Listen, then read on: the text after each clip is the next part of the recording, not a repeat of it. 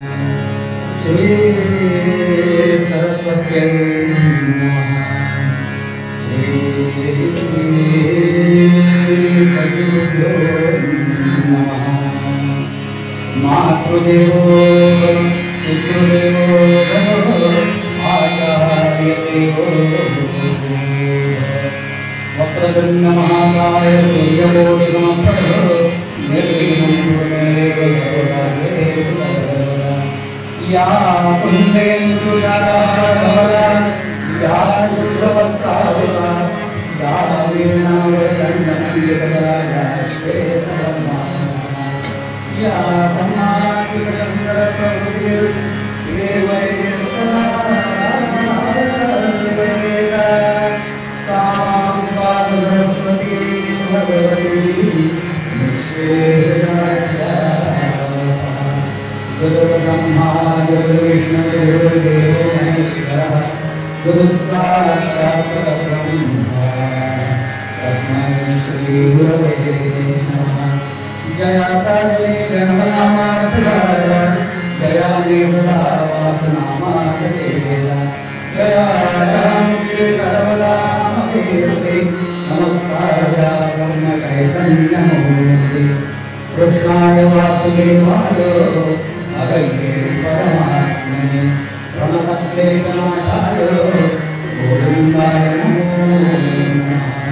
वसुदेवसुतं देवं कंसचाणूरमर्दनं देवकी परमानन्दं कृष्णं वन्दे जगद्गुरुं कृष्णं वन्दे जगद्गुरुं कृष्णं वन्दे जगद्गुरुं पुण्डरीकाले हरे श्रीज्ञानदेव तुकाराम पंडितराज महाराज की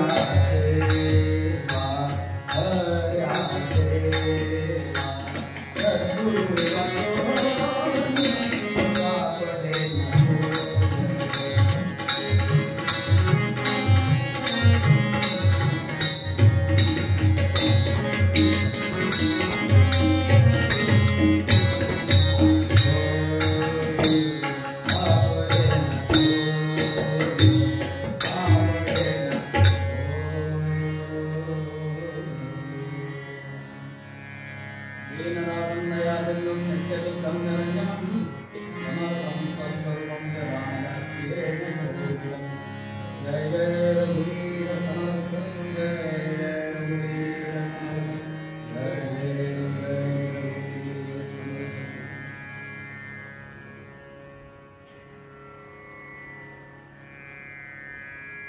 आज चंद्रग्रहण आहे, खग्रास चंद्रग्रहण आहे.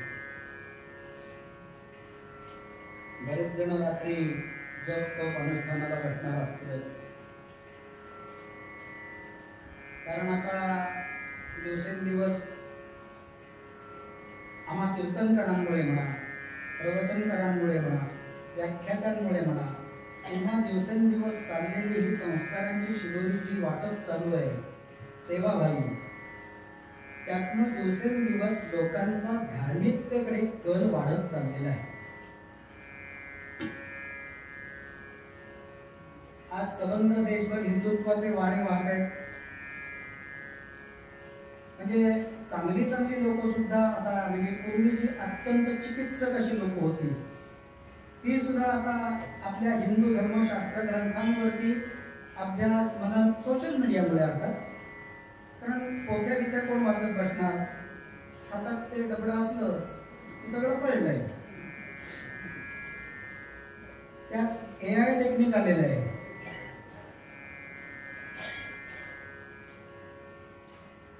आज ग्रहण आहे आणि ते ग्रहण मोठं आहे.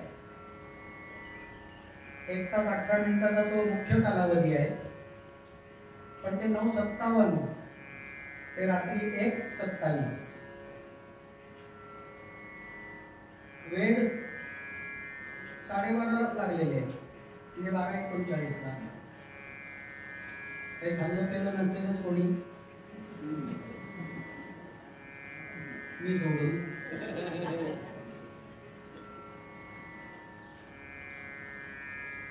आताच्या पुढच्या ज्या जनरेशनला ह्या गोष्टी खरोखर की काही खाऊ नये, काही पिऊ नये, काही शिवाशिव करू नये, मंदिरं सगळी बंद करू, मग कीर्तन करायची कुठे? शास्त्र असं आहे, मंदिरं बंद ठेवायचे आणि रात्री गोमूत्र आणि पाण्याने मंदिर स्वच्छ करायचं, धुवून काढायचं आणि ते मंदिर उघडायचं. शास्त्र असं सांगतं. वेदम आणि प्रकाशांची शास्त्र असे सांगते. 2 खंड आहेत, चांगले आहेत. ग्रहण काळात पाणी प्यायचं नाही, ग्रहण काळात लघुशंकेला जायचं नाही, गेलं तर आंघोळ करून परत यायचं. आत्ताच्या या काळात हे सगळं शक्य आहे का?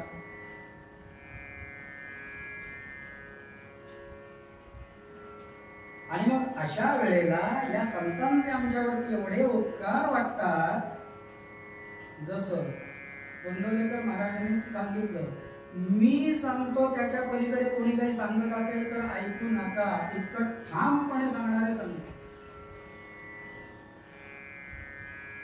मी फक्त तुम्हाला नामाची महती सांगितलेली आहे. ते नाम माझ्याकरता घेऊ नका, तुम्ही तुमच्या कल्याणाकरता म्हणून घ्या, माझ्याकरता म्हणून तुम्ही काहीच करू नका. इतकं निस्वार्थ प्रेम, इतकी निस्वार्थ भक्तिभावाची प्रवचन सांगणारे. प्रवचन म्हणजे फार मोठी विद्वत्ता प्रचुर होती अशातला पण भाग नाही. ग्रामीण भागात जसं बोललं जातं तसं श्री महाराज बोलायचे, पण काही वेळेला असं काही बोलायचे की साक्षात ज्ञानोबा माऊली बोलते.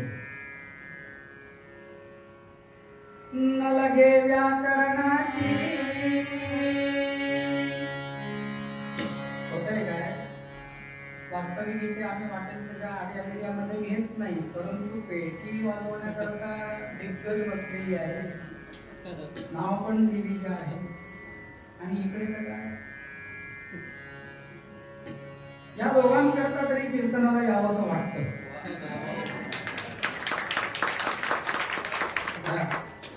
काय झालंय की कीर्तनामध्ये काय होतं, काही वेळेला अशा बऱ्याच काहीतरी अशा गोष्टी मनामध्ये येतात.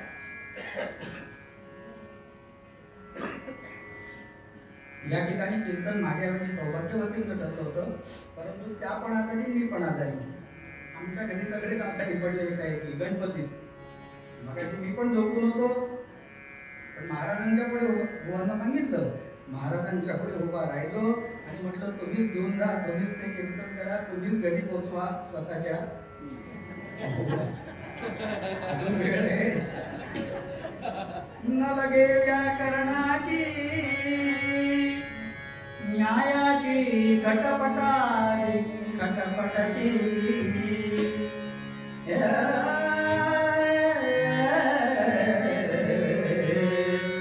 yeah.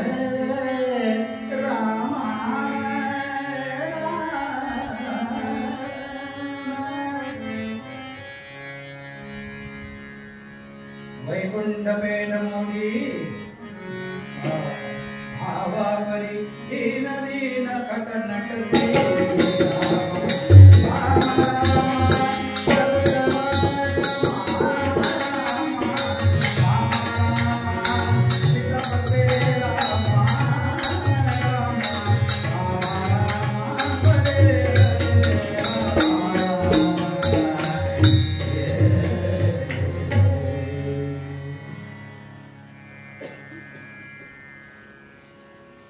मुद्दा कुठून निघाला? हे ग्रहणाचे जे काही तंत्र मंत्र सगळं सोपस्कार जे आहे, आताच्या जनरेशनला हे शक्य नसल्यामुळे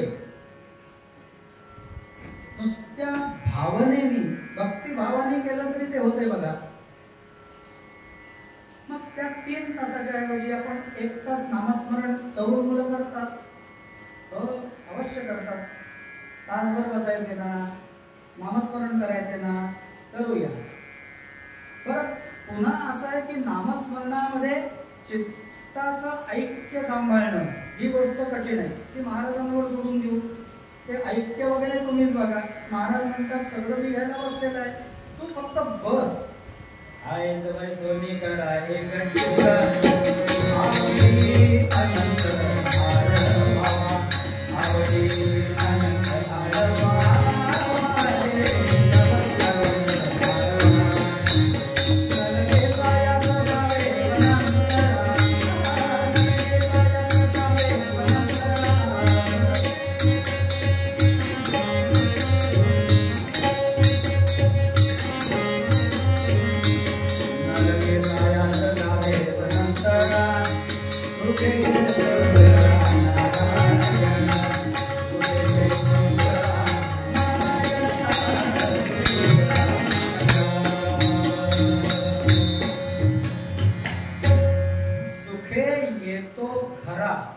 नारायण.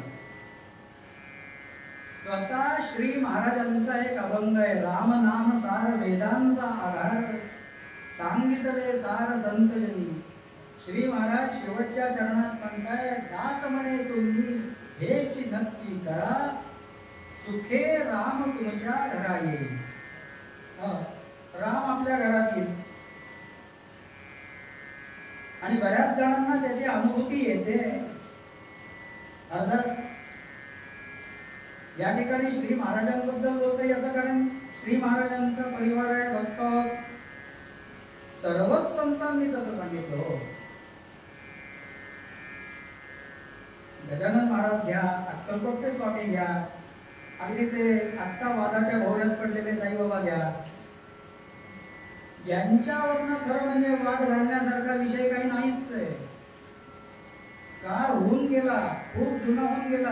आता त्याच्यावर वाद घालण्यापेक्षा नवीन जनरेशन काय म्हणते, मानायचं असेल तर माना, मानायचं नसेल तर मानू नका, पण वाद फुकटचे घालू नका.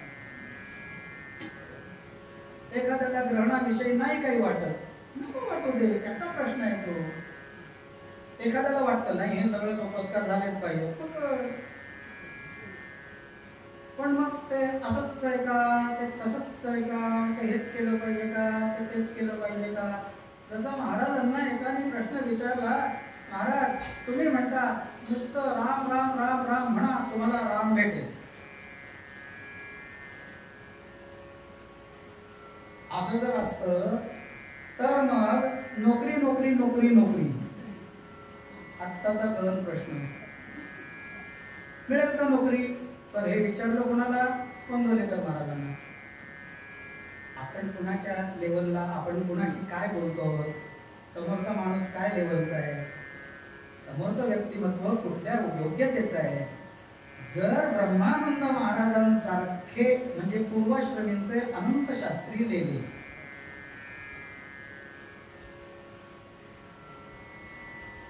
आम्ही त्यांचे उत्सव करण्याकरता श्रीराम बुवा कर्जतचं जे भूषण आहे, म्हणजे आमच्या कीर्तनकारांच्या आम्ही त्यांना वेद विद्वान समजतो नाही, आहेतच.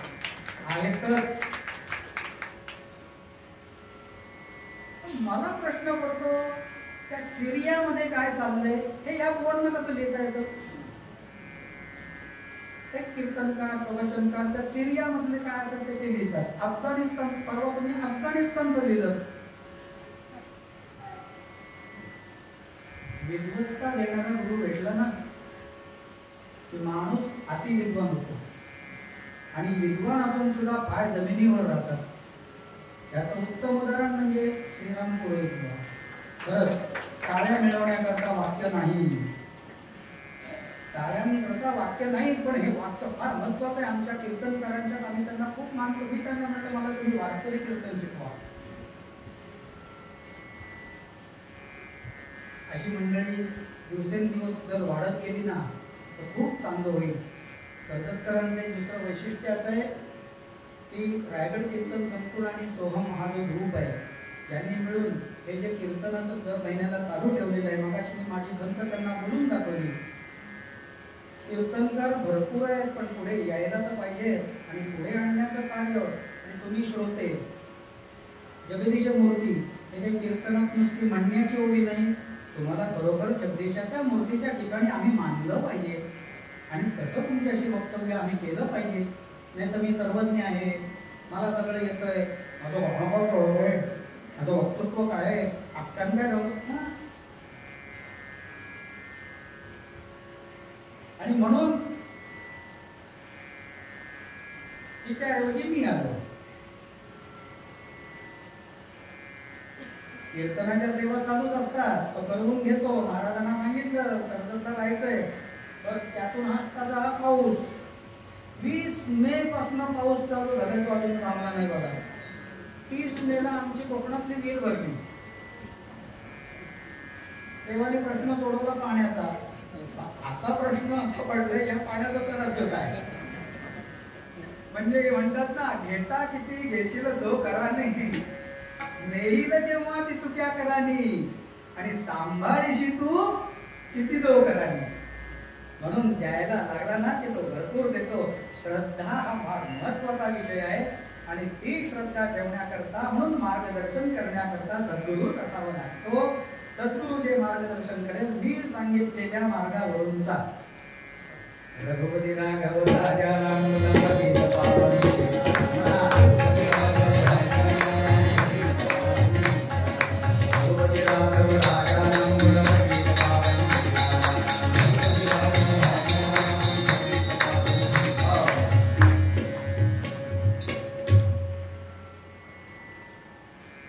श्री महाराजांनी ज्यांच्यावर अनुग्रह केला, अनुग्रह काही सोपं नाहीये, वाटतं तेवढं सोपं नाही.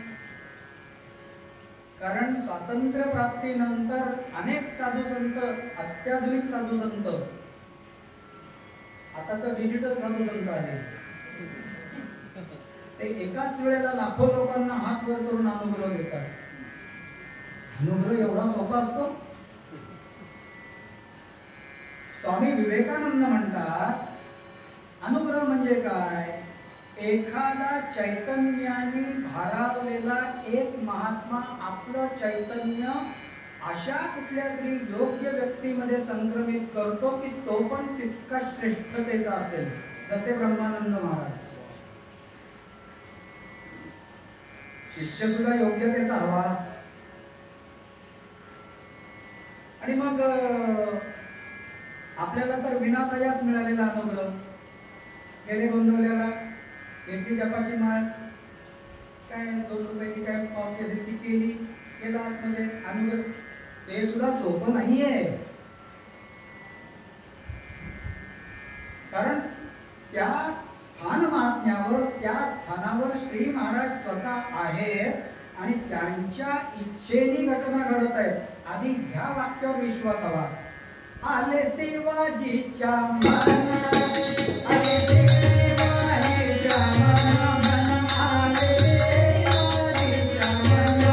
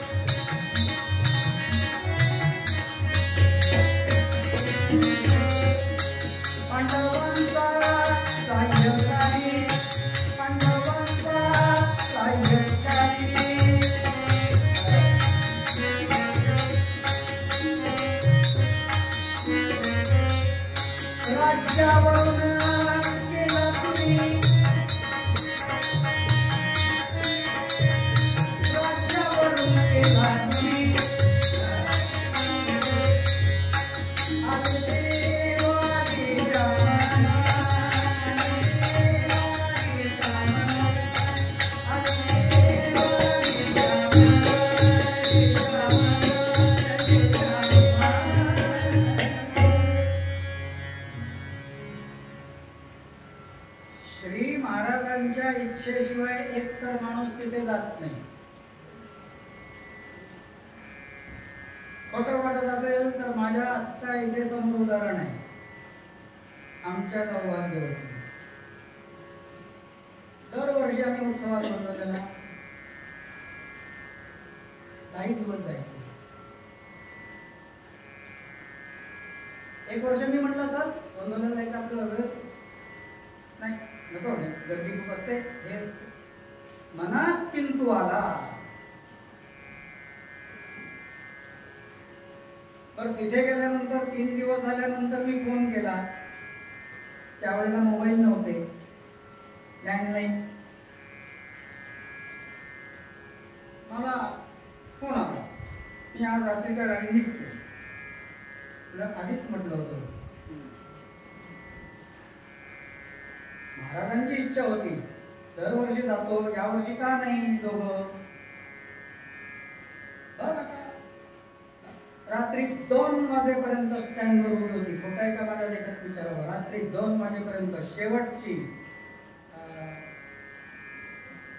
मसवड गाडी त्या जागा नाही. दुसऱ्या दिवशी सकाळी विठ्ठलवाडी जागा नाही. महाराजांच्या मनात नव्हतं, मनात किंतु आला नको येऊस म्हणून म्हटलं इच्छा असेल तर ठीक. आणखीन एक घडलेला किस्सा म्हणून सांगून ठेवतो. किस्सा महाराजांच्या इच्छा कशा असतात. आम्ही लहानपणी हा मुलगा जेवढा बसला ना तेवढे असताना पंक्ती वाढायला पूर्वी आम्ही हौस असायची. पाणी घ्यायचं, आमटी घ्यायची, भात घ्यायचा, स्वतः वाढायचा. त्यावेळेला सूप असायची, हातात असा भात वाढायचा. गरम गरम गरम तो सगळे हात बीत भाजायचे. पण हौस किती दांडगी. चवळं बारकं बारकं नेसायचं, जायचं लुटू लुटू धावत धावत धावत. हा पूर्वीच्या गोष्टी आहेत या सांगतोय का कशा घटना घडतात घ्या लक्षात. आणि मग रात्री सगळे जेवण झाले की मग असेल ते यथेच्छा आपण. म्हणून आमचा 13-14 जणांचा ग्रुप होता. ही कथा मी बंधुला सांगितलेली आहे आणि ट्रस्टींनी कपाळाला हात पण लावलेला आहे. कारण त्यावेळेचे रस्ते निघून गेले, हे दुसरे आले, यांना काय माहिती लहानपणच्या आमच्या घरामध्ये. आणि 13 जणांनी, आकडा सुद्धा 13 जणांचा होता मित्रांचा. 13 जणांचा भक्कम ग्रुप काढून घेतलं मस्तपैकी. वरण भात वगैरे रात्री थोडंसं नाही म्हटलं तरी आता जो तळ राहते तो पाणी, आपल्याला ते तिखट खायची सवय.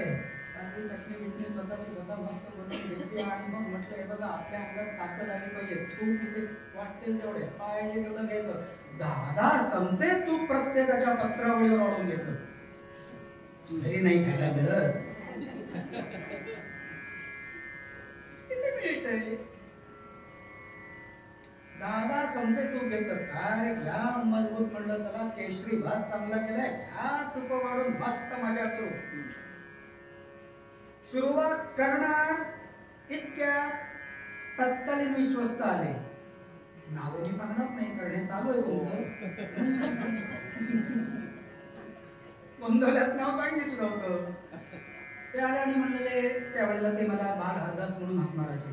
बाल हरदास जरा उठता का, की मालाडची माणसं आले 13.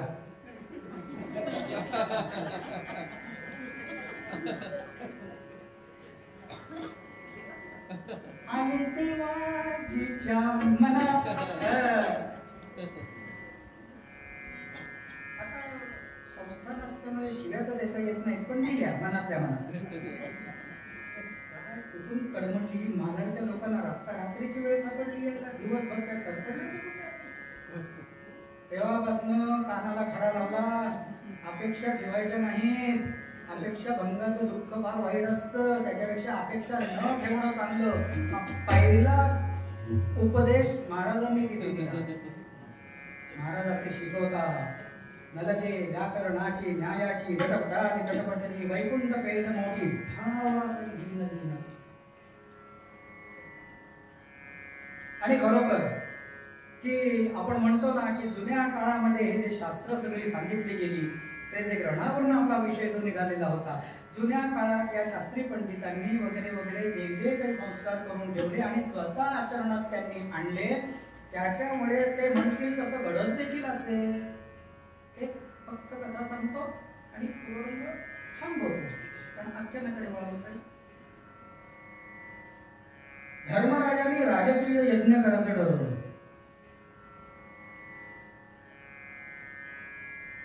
आणि आमंत्रणांची यादी काढली. इतक्यात श्रीकृष्ण काय म्हणाले, अरे धर्मा, ते एक ऋषी राहिले बघ, तर त्यांचं नाव टाकायचं राहिलंय बघ. एक काम करूया, नाव न टाकता आपण त्यांच्याकडे जाऊया. म्हणून 5 पांडव आणि कृष्ण त्या ऋषींच्या आश्रमात पोहोचले. काय आनंद झाला. साक्षात गोपाल कृष्ण ऋषी स्वतः उभे राहिले आणि त्यांनी आगत स्वागत वगैरे केलं. आगत स्वागत वगैरे झालं. बोला म्हणे, काय हेतू मनामध्ये. धर्मराजाने सांगितलं, मी राजसूय यज्ञ करतोय, तेव्हा आपण ऋत्विक म्हणून यावं. आणि ऋत्विक म्हणून जर जमणार नसेल तर निदान भोजना करता तरी नक्की यावं. हे ऐकलं, ऋषी रडायला लागले. आता ऋषी रडायला लागले म्हणून श्रीकृष्ण रडू लागला. श्रीकृष्ण रडू लागला म्हणून अर्जुन रडू लागला. अर्जुन रडू लागला म्हणून भीम रडू लागला. भीम रडू लागला. ते 2 छोटे जे होते नकुल आणि सहदेव, त्यांना प्रश्न पडला, काय झालं की आज काय रोदन मुहूर्त आहे की काय,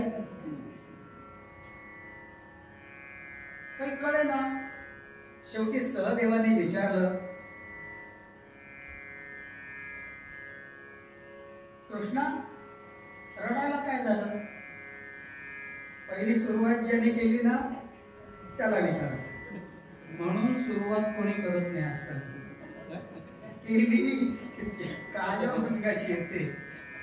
तुम्ही करताय ना, तुम्हीच करा सगळं. शस्त्र हातात धरायचं कोणी, जबाबदारी घ्यायची कोणी. आजकाल जबाबदाऱ्या घ्यायला कोण तयार नाही. म्हणून मला कौतुक करावं असं वाटतं की तुम्ही जबाबदारी घेतली आहे.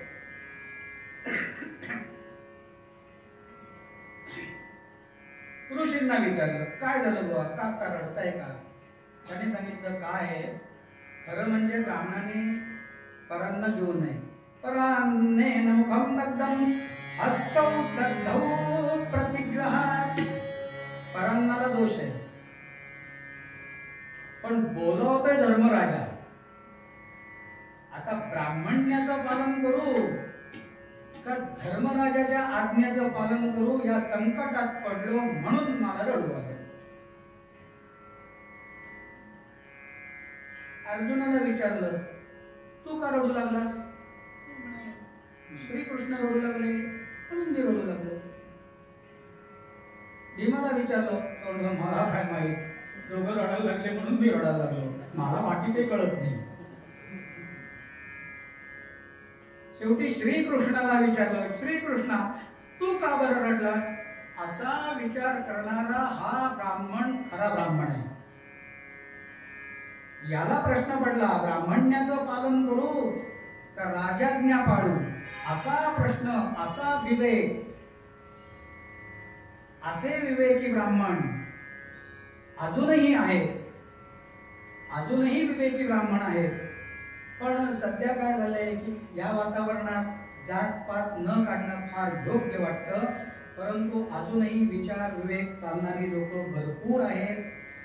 सगळ्यांनी मिळून हा देश आपल्याला चालवायचा आहे, राष्ट्र चालवायचं आहे, ही कथा कीर्तनं चालवायची आहे. सगळ्यांनी सगळ्यांना सांभाळून कोणावरती जाती धर्मावर टीका न करता. वारकरी संप्रदायामध्ये बघा सगळे कसे पांढरे कपडे घालून, सगळे पांढरे कपडे म्हणजे पांढरे कपडे पुढारी पण घालतात.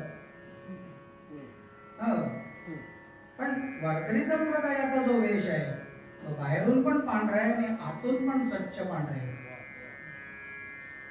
आमचे नारदीय कीर्तनकार पण आहेत की आतून पण पवित्र आहेत, बाहेरून पण पवित्र आहेत. आता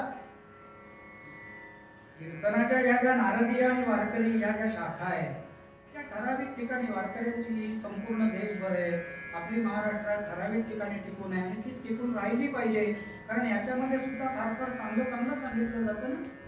एकूण काय आहे, भक्ती मार्गाकडे कल वाढवणं हे मुख्य, आणि तो भक्ती मार्ग वाढवण्याकरता फक्त सद्गुरूच मार्गदर्शन करू सांगतात. तुका म्हणे कैचे आंधळे हे जन गेले विसरून खऱ्या देवा.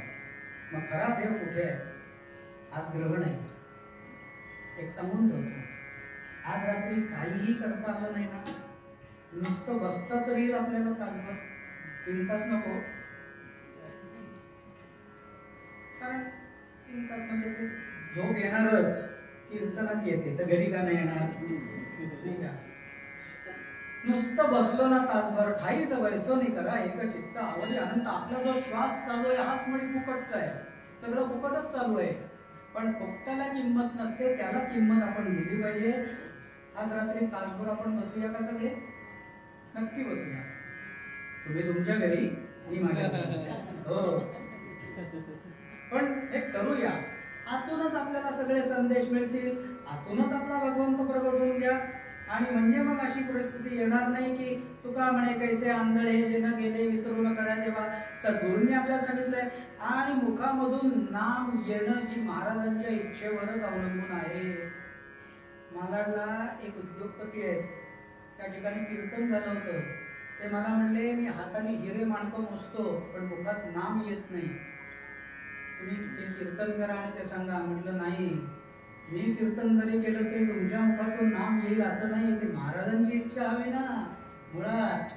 आणि मग अनन्याश्चिंतयन्तो मां ये जना पर्युपासते तेषां नित्याभियुक्तानां आणि योगक्षेमं वहाम्यहम्. मूळभंगा तुकाराम महाराज अशा सद्गुरूंना नेहमीच वंदन करत आलेले. सद्गुरु वाचोनी सापडे ना सोय, सापडे ना सोय, सद्गुरु वाचोनी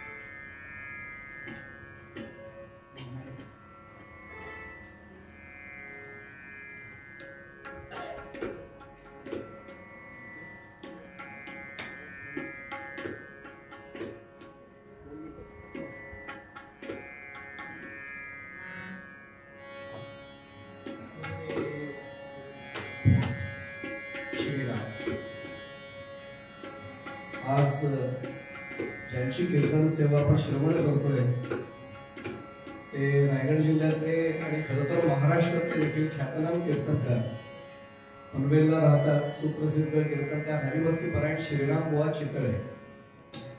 पूर्ण घर पूर्ण कुटुंब श्री महाराजांचं अनुग्रहित कुटुंब. त्यांचं वैशिष्ट्य असं आहे की किमान 4 दशकं झाली ते कीर्तन सेवा करतायत. जसं त्यांचा नातू जो बसलाय तोही आता कीर्तन सेवेत आहे. त्या वयापासून कीर्तन क्षेत्रामध्ये आलेले. आणि मी नेहमी सांगतो जसं गद्रे बुवांच्या बाबतीत म्हणतो तर कुटुंब रंगलंय का कीर्तनात, तसंच हेही कुटुंब रंगलंय कीर्तनात. स्वातीताई देखील कीर्तन सेवेमध्ये आहेच आहेत. आणि ते म्हणले आता ते खरं आहे की त्यांनाही आजारी होते. आणि आता सांगतो तुमचा विश्वास कदाचित बसणार नाही पण भागवत काका त्यांच्या अंगात आजही ताप होता. पण मगाचपासून ऐकताना मला नाही वाटत कोणाला आपल्याला जाणवलं असेल की ते ताप. आणि स्वतः गाडी ड्राईव्ह करून ते पनवेलहून इथे आले. त्यामुळे श्री महाराजांची काय कृपा असेल ती बघायची असेल तर आज आपल्या समोर श्रीराम बुवा आहेत. त्यांच्याकडे पाहिल्यावर आपल्या लक्षात येतं. एकच वाक्य फक्त सांगतो की जो अभंग त्यांनी घेतलाय तसंच आपण सारे खरेदी तात्काळ त्या अभंगामधला जो पुढचा चरण आहे बुवा आणि स्वातीताई दोन्ही तेच करतायत. दादरचं जे कीर्तन विद्यालय त्यांचं बहिस्त केंद्र ज्याला आपण म्हणूया भारतात, मला वाटतं दादरच आहे ना कीर्तनाचं, त्यांच्या हाताखाली या दोघांच्या हाताखाली आता नवीन कीर्तनकारांची पिढी तयार होत चालली. त्यामुळे त्यासाठी देखील या दोघांना निश्चितपणे धन्यवाद. पुढच्या महिन्यात जी कीर्तन सेवा आहे ती पहिल्या रविवारच्या ऐवजी दुसऱ्या रविवारी होईल. कारण 5 ऑक्टोबर जो पहिला रविवार आहे त्याला आपल्या सासगाव जे धाकटी पंढरी आपण ज्याला म्हणतो तिथे पूर्ण मुंबईपासून गोव्यापर्यंतच्या वारकरी कीर्तनकारांचं संमेलन आहे. राष्ट्रीय स्वयंसेवक संघाचा धर्मजागरण विभाग जो आहे त्यांनी ते संमेलन आयोजित केले. आणि आपल्या सर्वांचं परमभाग्य असं की त्याची एक व्यवस्थेची जबाबदारी आपल्या सोहम समूहावर त्यांनी सोपवलेली आहे. त्यामुळे आम्ही सगळे तिथे मंडळी असल्यामुळे धाकट्या पंढरीकडे. त्यामुळे 12 तारखेच्या रविवारी पुढची सेवा होईल. त्यावेळी पालीच्या अवनीताई गद्रे यांचं कीर्तन तिथे होईल. बुवांना मी पुन्हा एकदा आपल्या सर्वांच्या वतीने एक सांगतो की बुवा हे आपली नेहमी चर्चा आपली नेहमी होत असते. मी या श्रोत्यांच्या चरणी खरं तर नेहमी आहे ते उभा राहिल्यानंतर नतमस्तक होत असतो. कारण असे श्रोते मिळणंच कठीण हे कर्वे बुवांसकट आपल्या सगळ्यांचं एक मत आहे. त्यामुळे तुमच्या चरणी आधी नतमस्तक होतो. आमच्या रायगड कीर्तन समूहाला सोहम समूहाला ज्यांचा कायम पाठिंबा वरद असतंय असं हे विश्वस्त मंडळ दैवल विठ्ठल संस्थान त्यांच्या चरणी नतमस्तक होतो. दोन्ही साथीदारांना वंदन करतो आणि पुन्हा एकदा सर्वसूत्र श्रीराम बुवा चितळे यांच्याकडे सुपूर्द करतो. श्रीराम.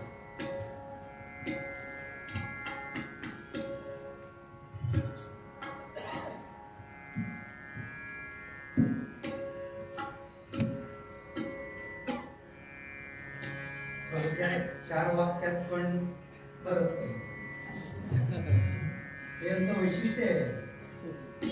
नाहीतर मग काय आम्ही बघतो ना बऱ्याच ठिकाणी मध्यंतरी मी जरा 15 मिनिटं सगळ्या कीर्तनाचा टेम्पो निघून जातो.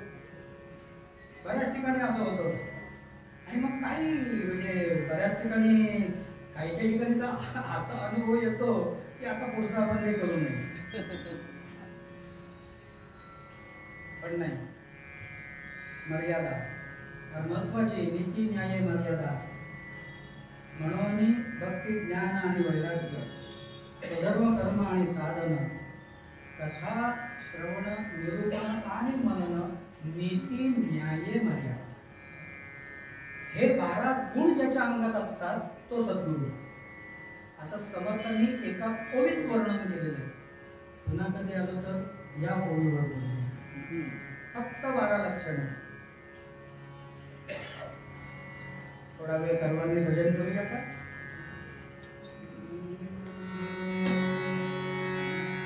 रघुपती राघव राजा राम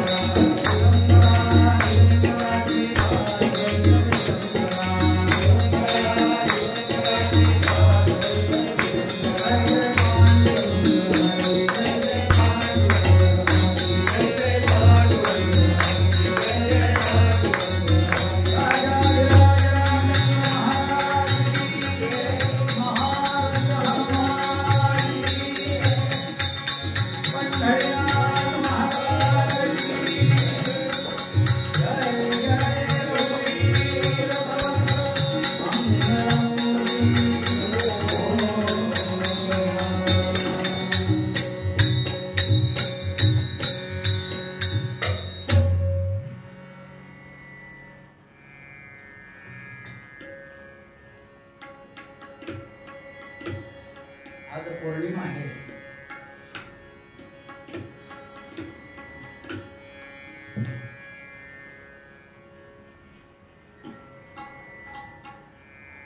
मर्यादा बरोबर पाळतो. काही ठिकाणी काय अनुभव येतात कीर्तनाच्या मध्ये असा फिरवतोय तसा फिरवतोय असा एकदा माझ्याकडे बघतोय. आम्हाला सुद्धा त्यातलं जास्त काही कळत नसलं तरी आम्ही पण उगाच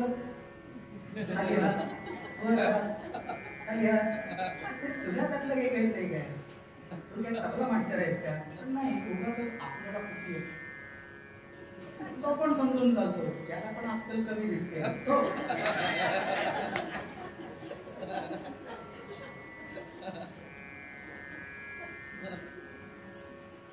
भरपूर गमती जमती आहे.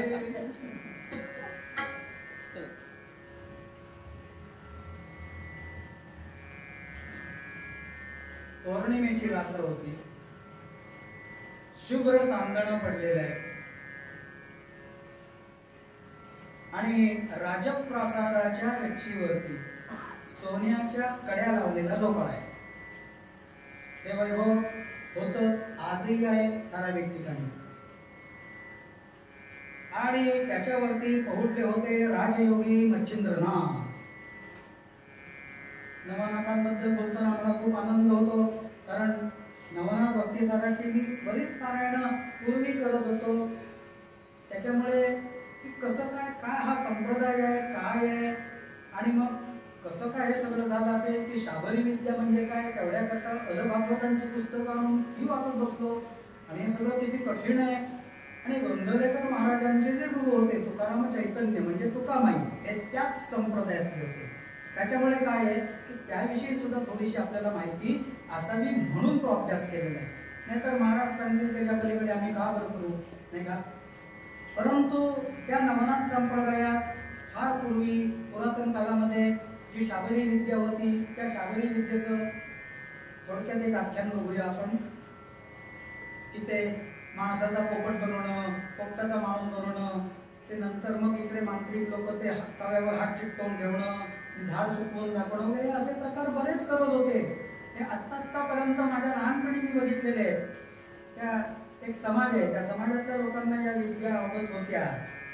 पण माझे वडील मला लहानपणी सायकलवरनं जेव्हा कीर्तनात घेऊन जायचे तेव्हा हे मी बघितलेले आहे. म्हणून एकदा एक प्रसंग असा सांगतो की खरोखर आम्ही कीर्तनात चाललो होतो. ते मोरबा खाणं हरिग्राम तिकडे ते मोरबा, आणि सायकलवरती लहान होतो. तर एका झोपडीमध्ये त्याने हात मारली हो तात्या म्हणे काय कीर्तनाला हो याला दूध हो याचंच आहे पण आता तुम्हाला दूध लागेल ब्राह्मणाला दूध लागतं म्हणून त्यांनी त्याच्याकडचं ते शेळीचं दूध आणलं.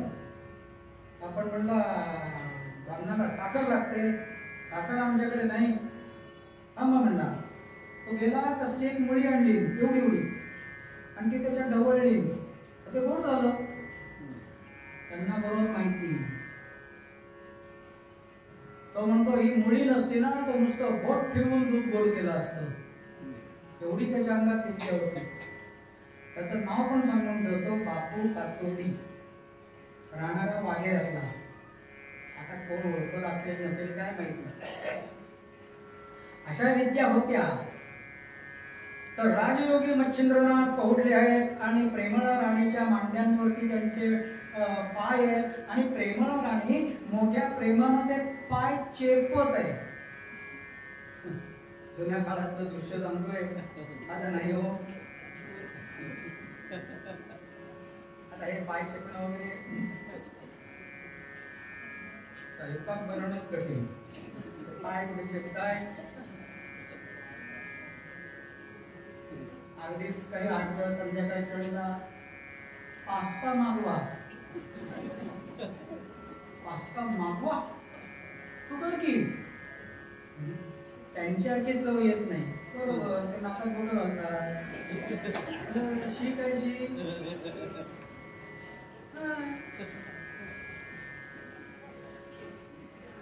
गणपतीच्या दिवशी मोदक खाऊन कंटाळा आला मग रात्री काय पाणचुडी खाल्लंस ना दूध खाल्लंस दूध खाल्लंस कालाय तस्मै नमः. व्याख्या बदलत चालल्या. काही दिवसांनी देवाला सांगतील मोदक नाहीत रे बाबा आम्हाला येत मांचुरियन ठेवलंय का. आणि दुसऱ्या दिवशी व्हेज फ्राईड राईस उरलेला रात्रीचा. असो गणपतीचा भाग सोडून देऊ. प्रेमळा राणी मोठ्या प्रेमानं पाय चेपित आहे. हे दृश्य फार कठीण आहे. पौर्णिमेची रात्र आहे. शुभ्र चांदणा पडलेला आहे.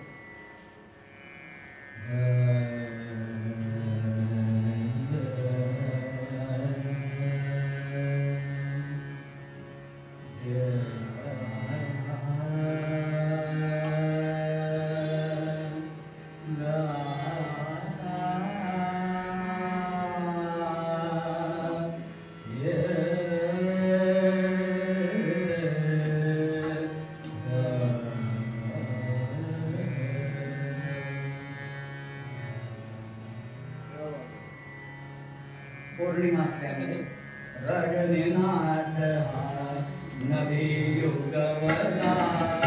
रजनीनाथ हा नवी युगवला. रजनीनाथ हा नवी युगवला. रजनीनाथ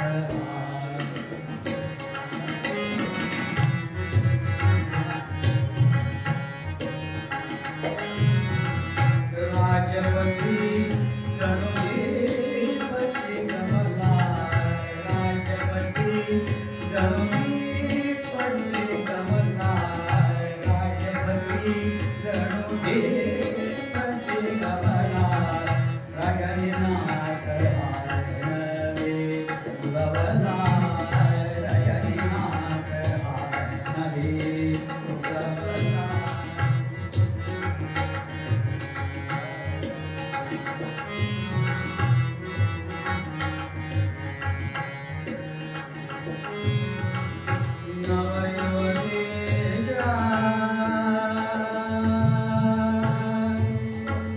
Yeah.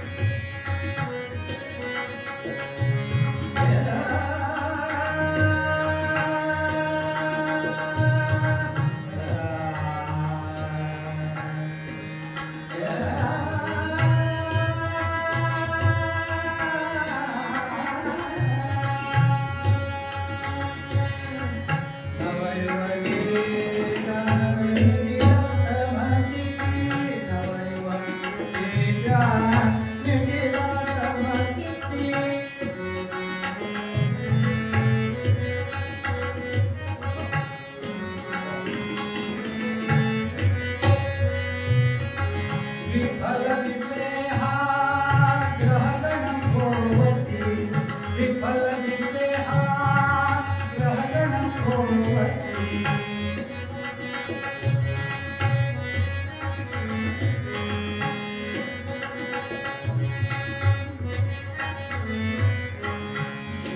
किरण घनातली पडती, शुभ्र किरण घनातली पडती.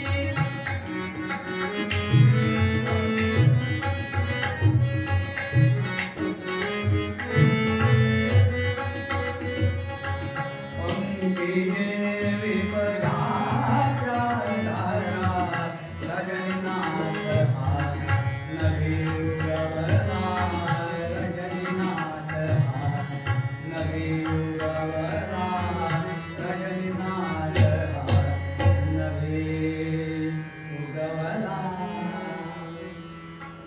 शुभ्र चांदण पडलेलं आहे. चांदण्याची मजा काही वेगळीच असते. अमावास्येला लोक घाबरतात रात्रीच्या वेळेला. घाबरण्यासारखं काहीच नसतं, पण घाबरतात. पण पौर्णिमा म्हटली की लगेच चांदणं पडलंय, मुद्दामून फिरायला बाहेर पडले समुद्र किनाऱ्यावरती. काय दृश्य फार सुंदर वाटतं. आणि मच्छिंद्रनाथ ती प्रेमळा राणी मोठ्या प्रेमानं पाय चेपीत असताना देखील आकाशाकडे बघत बसले. त्यांचं तिच्याकडे लक्ष देखील नाही. ती मनात विचार करते, रोज कसे सांगतात, थोडं खाली थोडं खाली, आणखी इकडे थोडं खाली, तळव्याच्या इकडे गुडघ्याचे. काही ना काहीतरी वार्तालाप चालू असतो, पण आज काहीच बोलत नाही, एकटे आकाशात बघत बसलेत. माझी सेवा आवडत नाहीये की काय? नाथ म्हणजे पूर्वी बायका असलं नवऱ्याला हात मारायच्या, नाथ वगैरे.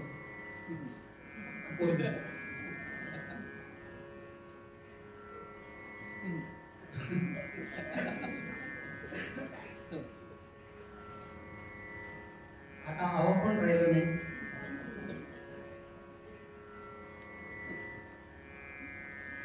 पण मी नेहमी सांगतो की जर नवऱ्याला बायकोनी आहो करून हाक मारावी असं वाटत असेल, तर नवऱ्याने पण बायकोला आहो करून का हाक मारू नये?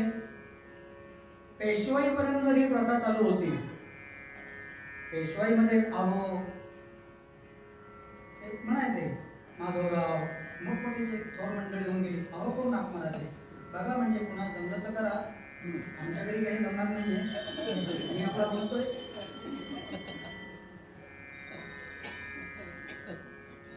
पण अरे तुरे पण नाही. आपली पिढी आहे तोपर्यंत संस्कार आहेत. आहो पण कसे पाहिजेत ना, आहो म्हणण्यासारखे. हा आहो तर गावभर फिरत असतील आणि रात्री गिळाला घरात येत असतील, तर काय आहो करून हाक मारणार नाही का? आहोंचं पण कर्तृत्व काहीतरी दिसलं पाहिजे. नाथ, अहो एवढं प्रेमानं मी तुमची सेवा करते, तुमचे पाय चेपते, आज तुमचं माझ्याकडे लक्ष देखील नाही. नाथ म्हणतात, मी चंद्राचा आणि ताऱ्याचा एकांत पाहतोय. म्हणजे गेली 12 वर्ष आम्ही तुमच्या राज्यात राहतो. आम्ही तुम्हाला बोललो, याचा अर्थ तुमच्या अंकित झालो असं समजू नका. नियतीची ती इच्छा आहे. आले देवाजीच्या मनात तसं झालेलं आहे. पण या तुमच्या राजवैभवामध्ये आमचं चित्त कधीही रमलं नव्हतं, रमत नाही आणि यापुढे रमणारही नाही.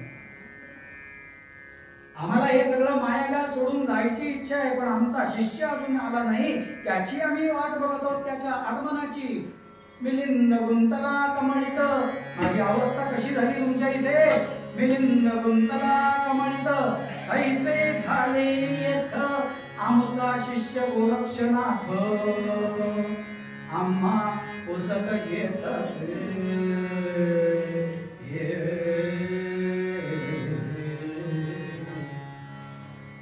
बंदातली देवरी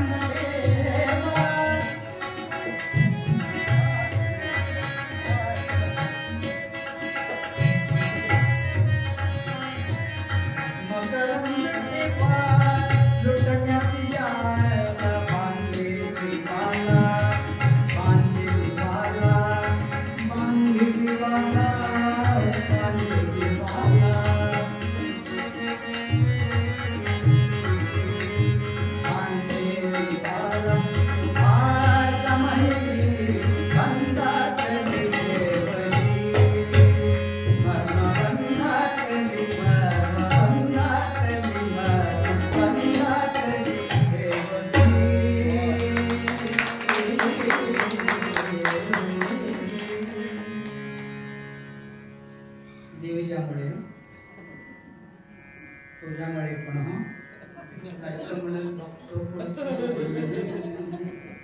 असा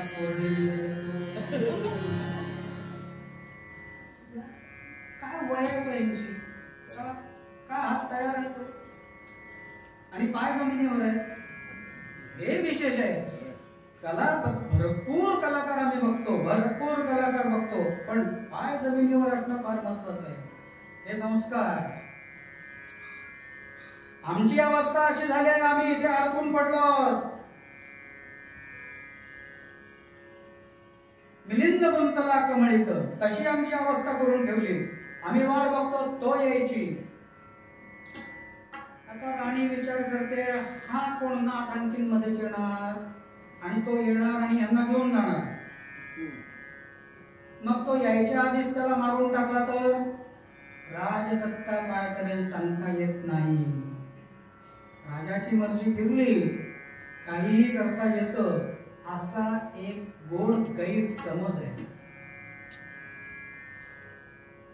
त्या महाराजांच्या चरित्रात हा उल्लेख नाहीये, परंतु एक उल्लेख आहे. औंध संस्थांच्या राजाने महाराजांना कपनी दिली, सुंदर कपडे घालले, अंगरखा सुंदर दिला गोंदवलेकर महाराजांना.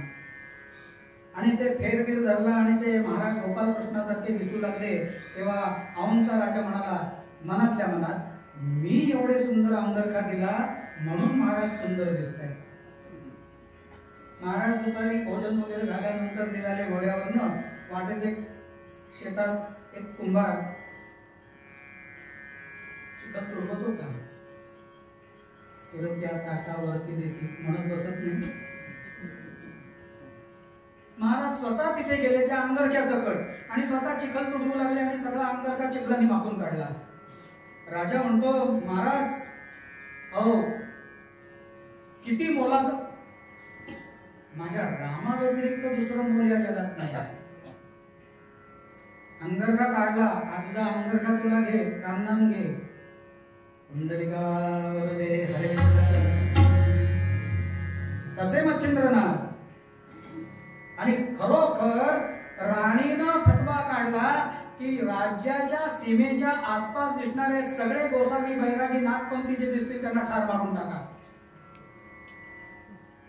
मनी चिंता प्रेमळा वागता रे, मनी चिंता प्रेमळा वागता रे, मनी चिंता प्रेमळा वागता रे.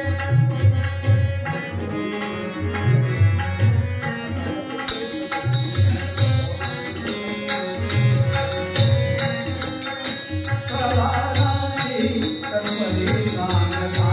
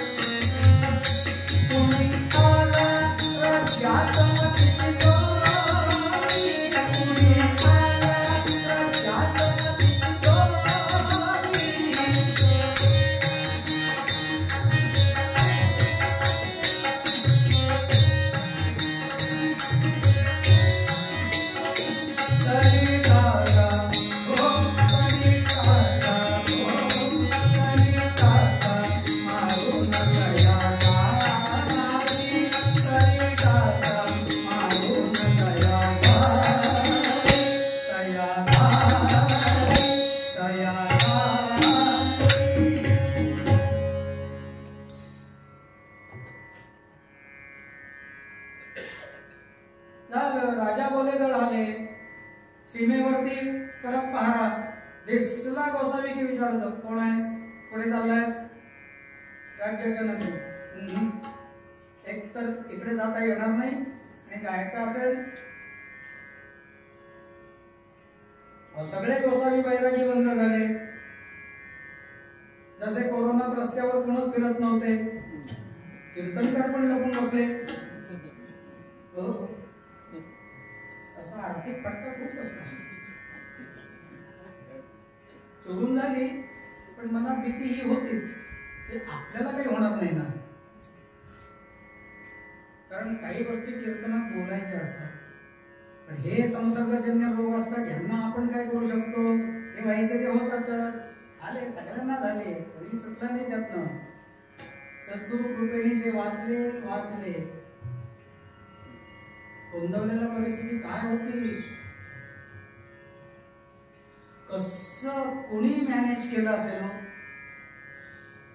करणारा गोपाल कृष्ण तिथे बसलेला आहे म्हणून खरंच मानलं त्यावेळेला.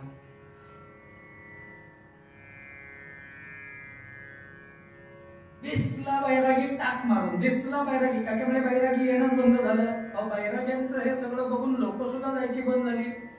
पण आमचा गोरक्षनाथ मात्र जिद्दीने निघाला होता, मी गुरूंना शोधून काढणारच. आणि तो समोर आलाच. एका नगरासमोर भिक्षा मागितली, एका बाईच्या घरासमोर, अहल्लखराव माई भिक्षाराव. तिने आपल्या त्या सुपामध्ये काय होते ते आणली, वाढली, बघते सुखासारिके पूर्ण वैराग्य ज्याचे, वसिष्ठापरी तेजस्वी तरुण, या वयात हे कपडे, कुवडी आणि कमंडलू, कृष्णार्जुन आणि वेणूचे वाद्य, हे त्या जवळीच दाती, गुरुचा संप्रदाय प्रतिपाद्य.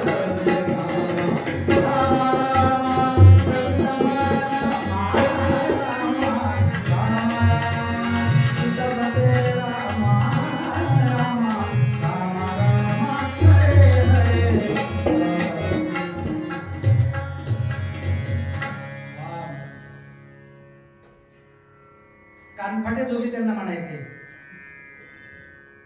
आणि ती कुबडी शिंगी ते त्यांचा तो थाट सगळा वेगळा. बरं, चालताना यांच्या डोक्यावरची जी लाकडाची मोळी असायची ती अलांतरी चालायची. नवनाथ संप्रदायाचा नीट अभ्यास केला ते कळून येतं की खरोखर वेगळाच संप्रदाय. बरं, लोकांच्या कल्याणाकरता, हो, गैरवापर कधी केलाच नाही, लोकांच्या कल्याणाकरता सगळं केलं, अत्यंत पवित्र. बाई म्हणते ती भिक्षा, अरे लेकरा कुठे चाललास? या नगरात जायचंय, जाऊ नकोस. कुणी आला राज्यात अतिथी जोगी, तरी टाका मारून दयाला, तरी टाका मारून दयाला. पण का असं का? हे बघ, तू मला आई करून हाक मारलीस म्हणून मुलाच्या नात्याने मी तुला सांगते, 12 वर्षापूर्वी तिथे मच्छिंद्रनाथ नावाचे साधू आले. त्यांचं काय म्हणे, त्या प्रेमळ राणीवर प्रेम बसलं. नवीन या जगात काही घडत नाही.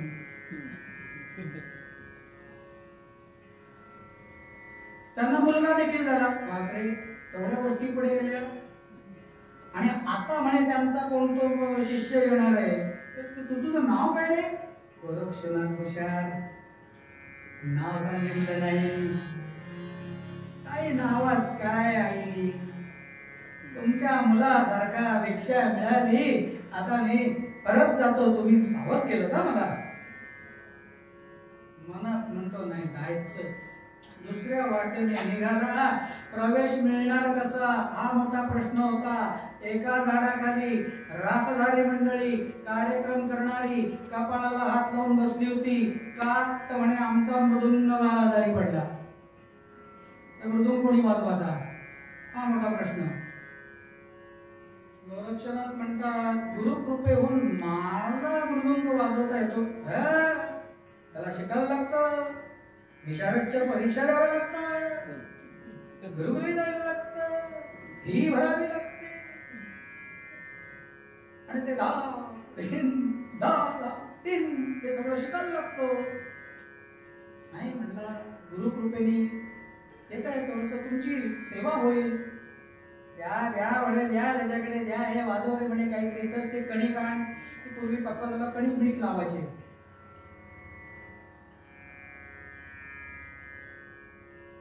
त्यांनी ती कणिक बिणिक लावली. म्हणे तुम्ही काहीतरी म्हणाल तर नाही? असं कसं म्हणा मला? तर ठीक आहे म्हणाले. आपल्या जाणारा कोण आहे म्हणे, ए तू रे म्हणे, सुरुवात कर तू बुवा, तुम्हीच सुरुवात करा. किनारे गानार किया योगी माचिंदर, किनारे गानार किया योगी माचिंदर, किनारे गानार किया योगी माचिंदर, किनारे गानार किया योगी.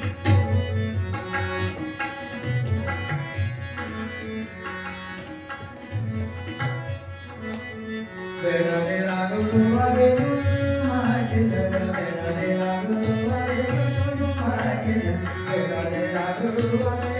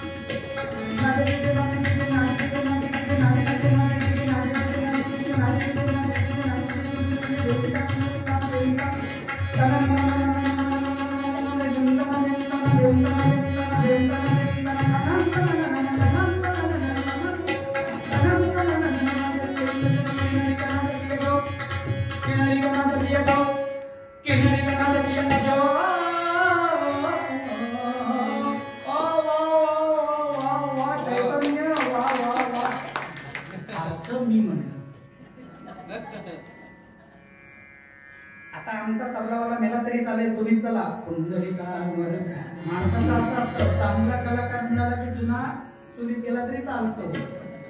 ही माणसाची वृत्ती असते.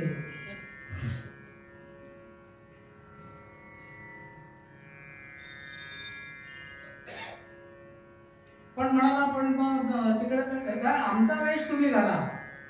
काढले कपडे, त्यांचा वेश घेतला, राणीच्या दरबारात प्रवेश मिळाला. ऐका, हुशारच. कार्यक्रमाची वेळ ठरली, समोर येऊन बसले चिकाच्या पडद्याच्या आड मच्छिंद्रनाथ, प्रेमळा राणी आणि तो एक मुलगा मीननाथ. कार्यक्रमाला सुरुवात देखील झाली. सुरुवात झाली, गोरक्ष मनात विचार करतोय, आपल्या गुरूंना मी सांगू कसा मी आलोय.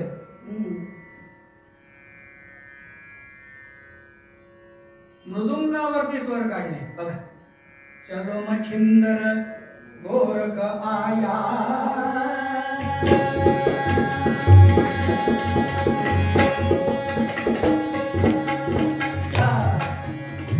चलो मच्छिंदर गोरख आया, गोरख जागरण लाया.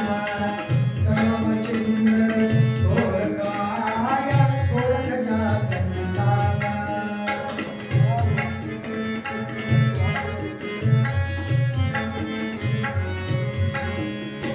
चलो मच्छिंदर गोरख आया,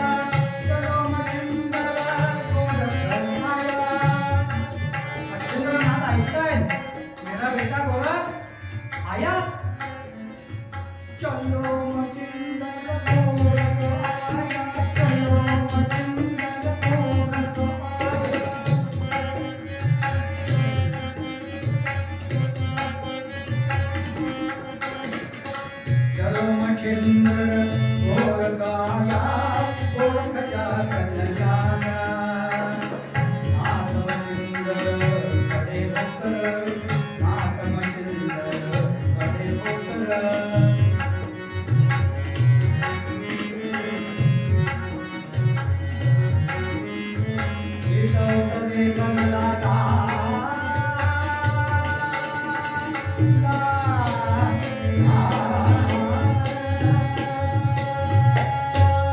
मेरा बेटा कहाँ है, मेरा बेटा कहाँ है? गोरक्षाने आपला फेटा बाहेर काढून ठेवला आणि गुरूंच्या चरणांना नमस्कार केला. कारण सद्गुरु वाचोनी सापडेना सोय, धरावे ते पाय आधी आधी. आणि तुका म्हणे कैसे आंधळे हे जन. सद्गुरु चरणावरती एवढी प्रचंड निष्ठा की जरी कोणी काही सांगितलं, 12 वर्ष तिथे राहिले, ते प्रेम जमलं, तो मुलगा झाला, दुसऱ्या कोणी काही सांगितलं तरी माझ्या दैवताबद्दल माझी निष्ठा कशी घडेल. याला म्हणतात गुरुवरती प्रेम. देवा निघायचं ना. राणी धास्तावली, आता नवरा जाणार. अहो इकडे या. काय तुम्ही जसे 12 वर्षापूर्वी आलात आणि इथे आमच्या प्रेमात रमलात, तसं ह्याला रमवलं तर. नरचंद्रनाथ म्हणाले माझी गोष्ट वेगळी होती, याची गोष्ट जरा वेगळी. म्हणजे कळणार नाही तुला. नाही पण काय त्यात राजसत्ता आहे आपल्या हातात, काही करू शकतो. करून बघ, पण फक्त करून बघ. होणाऱ्या परिणामाची पाहून या मुख शशांक कामिनीचा वृत्तीचा पालक पडे विदिशांभवाचा. ऐसे कितीक चढले वनितांग संगे गोरक्षणातही भुलेर आमुजाच संगे.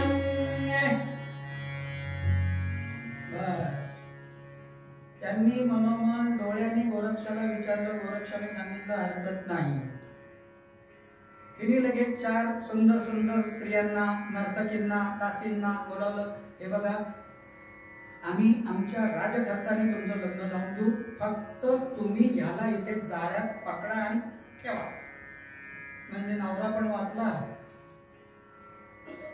रात्रीच्या वेळेला ज्या ठिकाणी सोय केली होती गोरक्षनाथांची, तिथे एक दासी. हे आपले ओम नमः शिवाय, ओम नमः शिवाय, ओम नमः शिवाय. नमस्कार केला. गोरक्षनाथ पद्मासनात बसले. भ्रूमध्य दृष्टी, लक्षच नाही. मग शेवटी बांगड्या वाजवल्या. काहीतरी कळलं तर पाहिजे, आपण आलो वाजवायला बांगड्या होत्या.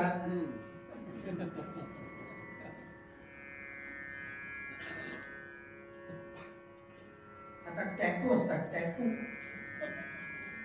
इकडे टॅटू, इकडे टॅटू, इकडे टॅटू, इकडे टॅटू, इकडे टॅटू.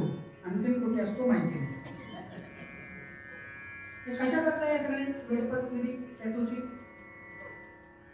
आणि दिसायला चांगलं दिसतं. मुळात दिसायला चांगलं असणं नसणं ह्याच्यावरती काही नाहीये.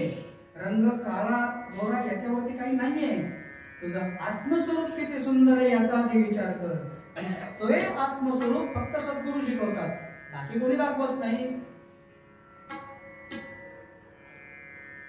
आपण सगळेच सुंदर आहोत, मुळात सुंदर आहोत. आपली निर्मिती काय आहे? एक तास जो शांत बसेल ना त्यालाच आपली निर्मिती कळते. म्हणून म्हटलं आज बसूया, बाकी काही नाही. बसूया म्हणजे ध्यानाला.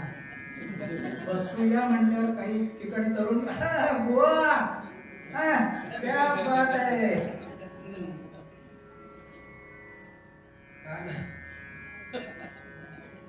कीर्तन करणार आहे ना तू, या विनोदाला काय असतोस?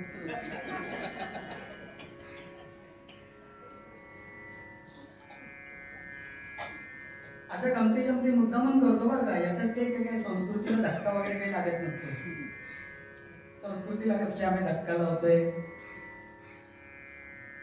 पण जर काही नुसतं गंभीरतेने, आणि मग ते काय झालं की रुक्मिणी नारदांना म्हणाली, आणि मग नारद म्हणाले नाहम वाचामी वैकुंठे योगिना मृदय रूप मद्भक्ता यत्र गायंती तत्र तिष्ठामी नारद.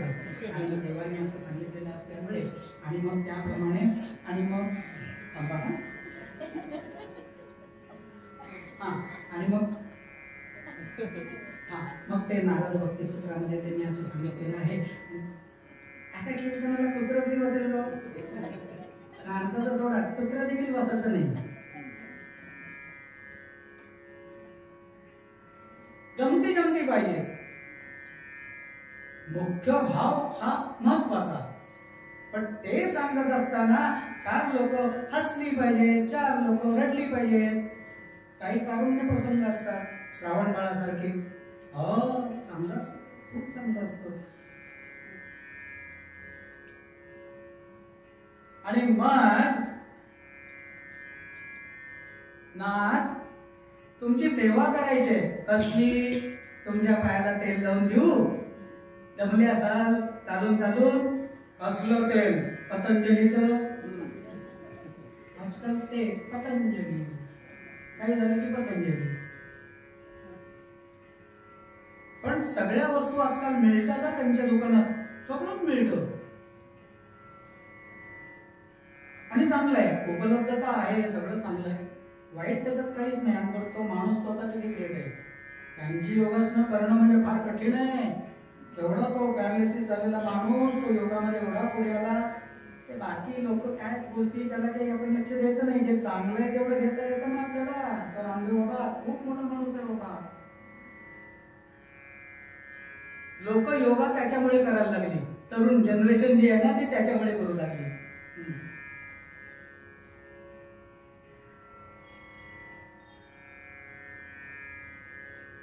एक बाई गेली, दुसरी बाई आली, दासी. दिसायला सुंदर. तिने पण खडखड ते वाचून निघून दाखवलं.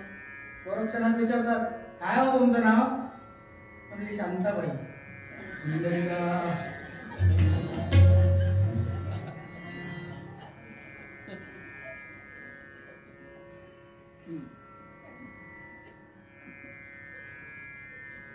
चेहऱ्यावरनं तर शांत दिसत नाही तुम्ही, नुसतंच नावात शांतता आहे.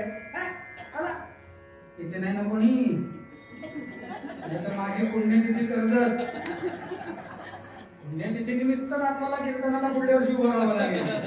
म्हणजे आबा आले होते, ते मध्येच नाव घेतलं, त्यांना काय झालं ते परत दिसलेच नाही. आणि मग दोघी तिघी, अरे हे काय माहितीये का बुवा, खरं सांगू का, 6:22 झालेले. तुम्ही जर सांगितलं 7 वाजेपर्यंत कीर्तन करा तरी माझी तयारी आहे. कारण एक बाई आली, नंतर दुसरी आली, नंतर तिसरी आली, नंतर चौथी आली, नंतर 5वी आली. अहो बुवा बायका तरी किती? 16,000 आहेत. किती नाव सांगू? 16 सहस्र आहेत. त्या पचवणं फक्त योगेश्वराला शक्य झालं, श्रीकृष्णाला. बाकीच्यांना एक सांभाळताना तसं नाके नऊ येतात. आणि तुम्ही जर म्हणलात मला संपवा कीर्तन बुवा, बा झालं, कंटाळा आला का, संपू. एक उदाहरण सांगतो. जाता जाता कीर्तनात 6:22, 6:30ला आमच्या सौभाग्यवतींना आम्ही कीर्तन शिकवलं 15 वर्षापूर्वी. आणि त्यांना सांगितलं गोकुळाष्टमीचं कीर्तन देतो, हे जन्माख्यान, हे पाठ करायचं, हा पूर्वरंग, हे पाठ करायचं.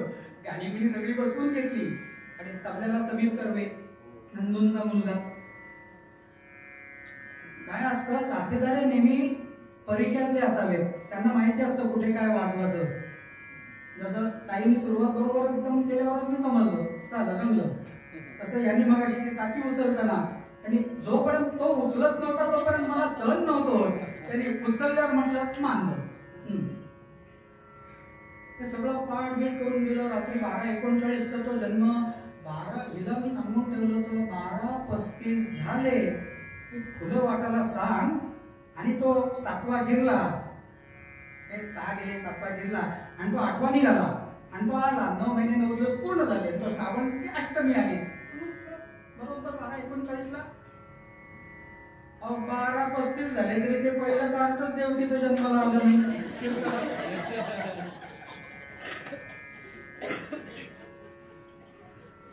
एक तर माईक तोंडापुढे आला की किती बोलून किती नाही असं यांना होतं. यांना फक्त म्हणलं, बाकीच्यांना नाही म्हणलं. पहिलंच कीर्तन बोल किती बोलायचे ते बोल, तो जन्म हो नाही तर न हो. समीर कर्वे हळूच म्हणला. ती पण एक टॅक्ट असते, साथीदार हळूच मुलांना कसं शिकवतात. हा तू पण लक्षात ठेव. तुला माहितीये का माझा एक साथीदार कीर्तनात शिव पण घालतो, लोकांना कळत नाही. तो माईक वर बोलतो हळू, काय बोलतो ते मलाच फक्त कळतं, बाकीच्यांना कळत नाही. आणि जे कळत नाही तोपर्यंत ठीक आहे. मी पण त्याला बोलतो पण माईक वर लोकांना कळणार नाही असं आम्ही बोलतो. कोकणातल्या कीर्तनात हे प्रकार नेहमी घडतात. कारण ती कीर्तन मुळात रात्री 12 नंतर चालू होतात आणि ती पाटेपर्यंत चालवायची. काकू 12:35 झाले, लवकर घाल त्याला जन्माला की मार मुलं ती. हिनी पण बघितलं नक्की काय करायचं. हिनी आणि अशा रीतीने देवकीच्या उदरी जन्माला आलेली 6 मुलं खडकावर आपटून कंसाने मारून टाकली. एका वाक्यात 6 मुलं तिने मारली. 7वा जिल्हा 8वा निघाला 12:39.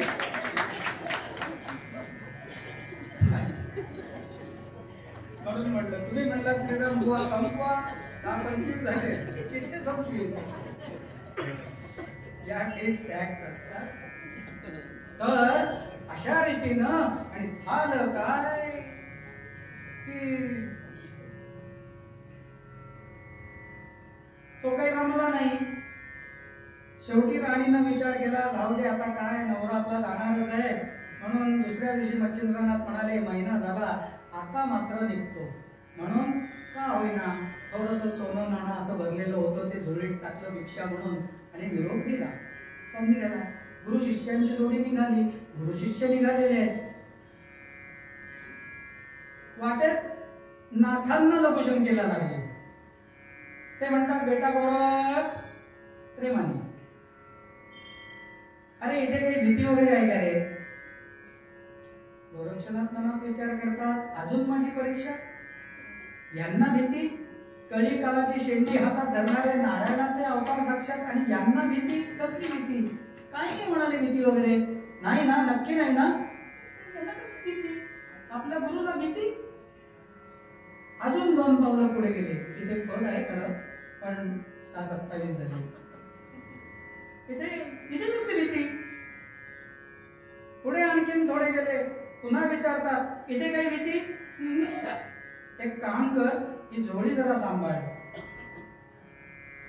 आणि मी सांगतो उघडून काही बघू नकोस. हे चुकतं. बागेतली फुले तोडू नये. का? लोकशाही आहे तो. काही लोक तर ती आकडी घेऊन पहाटे 4 वाजता निघतात, दुसऱ्याच्या बागेतली फुलं तोडतात आणि देवाची पूजा करतात. काही लोकांचा छंद असतो, छंद. काही जण तर अक्षरशः ओरबडत जातो. अनंताची फुलं याला काय करायचे? जास्वंद. काही जण कळ्याच काढून नेतात आदल्या दिवशी. उद्या चतुर्थी आहे ना, दिल्या बऱ्या. अरे पण लाव ना, मेल्या तुझ्या कुंडीत लाव. ते बघ तिकडे, ते दुसऱ्याची का ओरबडतोस?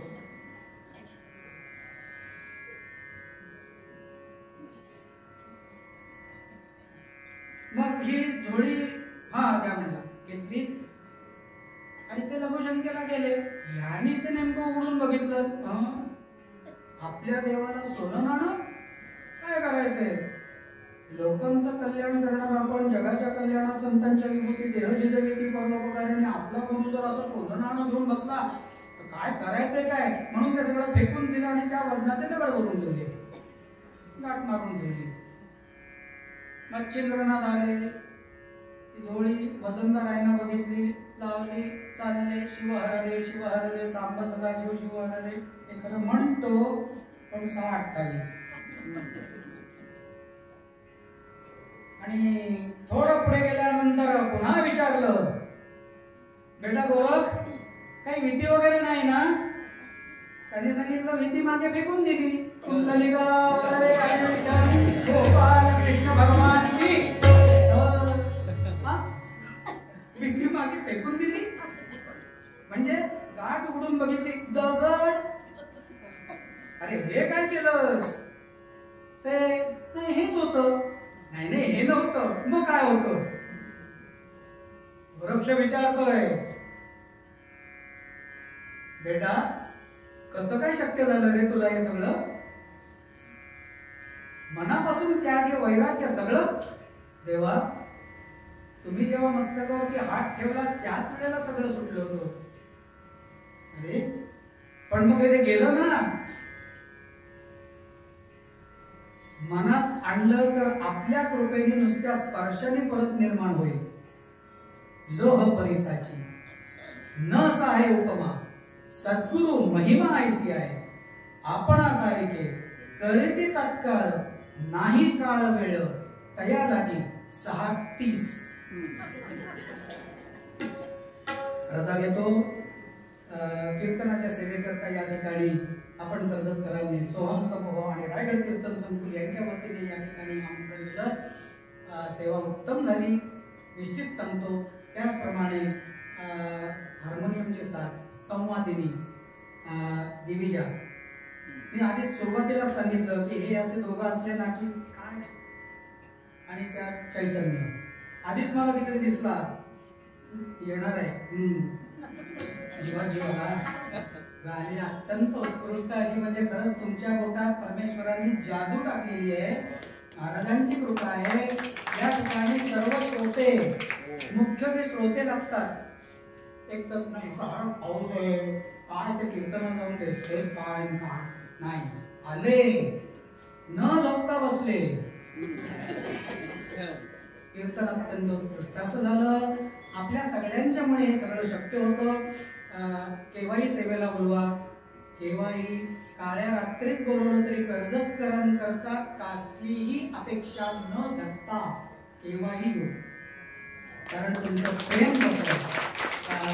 हे जे मंदिर व्यवस्थापन आहे यांनी जी व्यवस्था उपलब्ध करून दिली, त्याचप्रमाणे माझा आवाज तुमच्यापर्यंत पोहोचवण्याकरता त्यांनी सहकार्य केलं आणि सर्वजण प्रेमाचे भेटला. महाराजांची सर्वांवर कृपा असो. कीर्तनाची रजा घेतो. कोणाचा काही उल्लेख मी करायचा राहिला असला तर कृपया समजून घ्या. त्याचप्रमाणे पुरोहित कुटुंब, त्या बहिणी सुद्धा आणि स्वतः बुवा सुद्धा. मी सांगितलं ना, आमच्या कीर्तनकारांच्यातले वेदशास्त्र संपन्न मी ज्यांना म्हणू शकतो, सगळ्याच गोष्टी त्यांच्याकडे आहेत. पुन्हा एकदा नमस्कार करतो आणि रजा घेतो.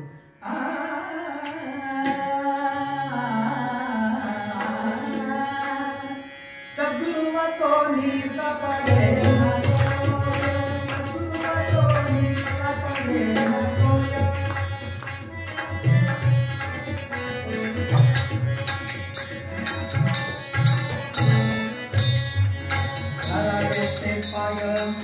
आधी आधी आधी आधी